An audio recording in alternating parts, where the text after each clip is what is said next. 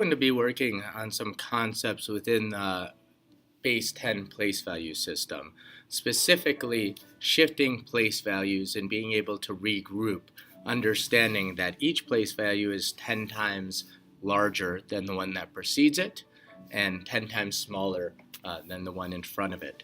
For instance, if I put in 45 tens, we can think if we count by tens 45 times, 10, 20, 30, 40, 50, you might realize, oh, well, every time we count by a 10 times, that's going to be 100. When we count by tens 45 times, that's going to be 450.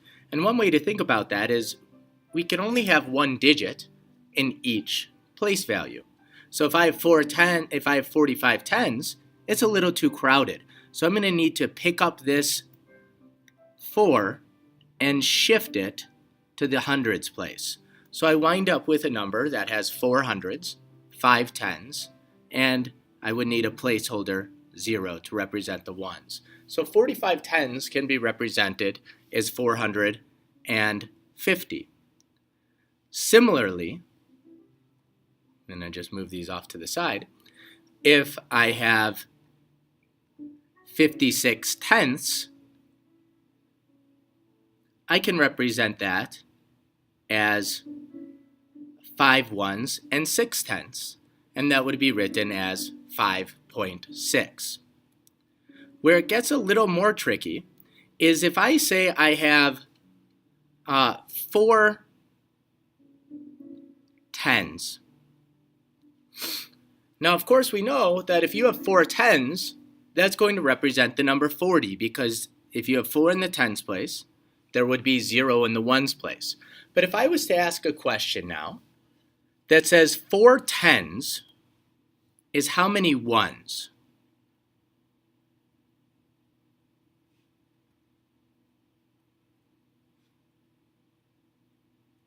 Is how many ones? You have to think about that.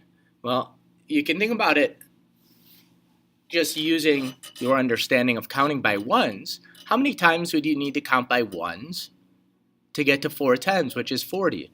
You would need to count 40 times. You would need to say 1, 2, 3, 4, 5, all the way up to 40. The strategy I want you to think about, though, is moving the opposite way.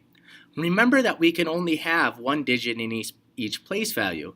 But if I'm asking a question like 4 tens is how many ones, we have to shift all of the digits into the ones place. And you can see here, I'm making it too crowded, 4 tens is 40 ones. And if I was to tell you 40 ones is what number, you would look at this and say, oh, that's too crowded. 4 ones, 40 ones would be 4 10 0 ones, or the number 40. I'm going to do another practice problem like this. So let's make it just a touch tougher. If I have the number 600s, and I'm going to ask you now, 600s is how many tenths? That's a harder question,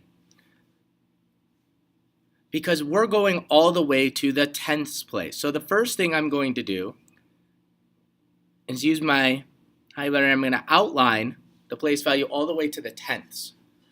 Because I'm asking 600s is how many tenths, let me represent this number all the way to the tenths. I would have 600s, 0 tens, 0 ones, and 0 tenths. So it would be like 600.0. But if I'm asking you tenths, we have to shift all of these digits into the tenths place. So I would have a 0. I'm going to shift this here, a 0, and a 6. And you can see how crowded it's getting in here. So I could now say that 600s equals 6,000 tenths. You would have to count by tenths 6,000 times to equal the number 600. And if I was to give you the problem, if you think about it in reverse, if I said 6,000 tenths is what number, you would have to shift the other way. And you'd say, oh, 6,000 tenths, that's way too crowded. I'm going to have to move.